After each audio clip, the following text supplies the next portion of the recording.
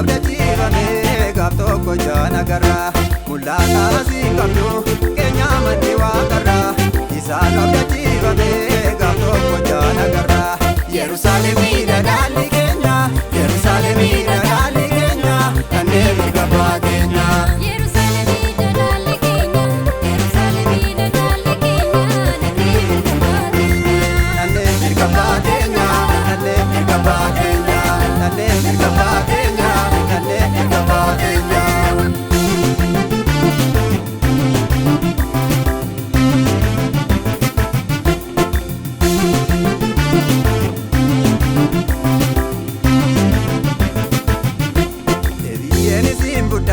Jedhee waaqarra tol ba'ee dhufee nu sassaabataa guyyichi gaafa ga'ee.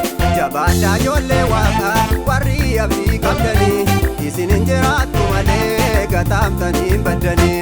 Jabaadhaa ijoollee waaqaa warri abdii qabdanii, isin hin jiraattu malee gataamtanii hin baddanii.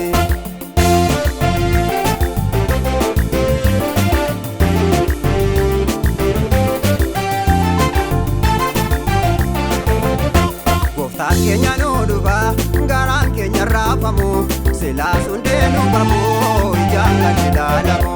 Warqeen kan ijaarame waaqarra manni keenya, qulqulloota wajjiniin gaaf tokko achi teenya. Warqeen kan ijaarame waaqarra manni keenya, qulqulloota wajjiniin gaaf tokko achi teenya. Yerusaalemiidha dhaalli keenya, Yerusaalemiidha dhaalli keenya, kanneen mirga abbaa keenya.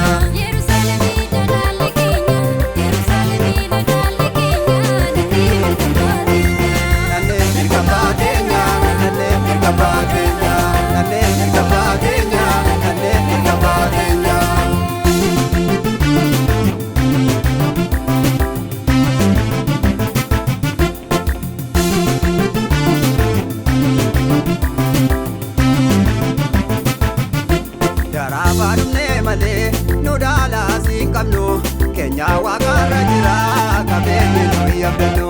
Mana jigee hin banne qaamna bantii waaqaa keessa, baroota dhumaa qabne jiraanna achi keessa.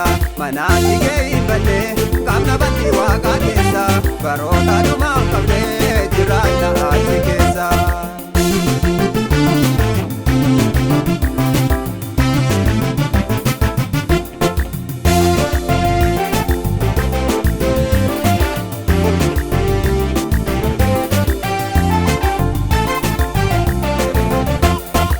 Saanuuf lolaasee gatiidhaan nu bitate, hafuura saanuuf kennee Yesuus nu kaadhimate.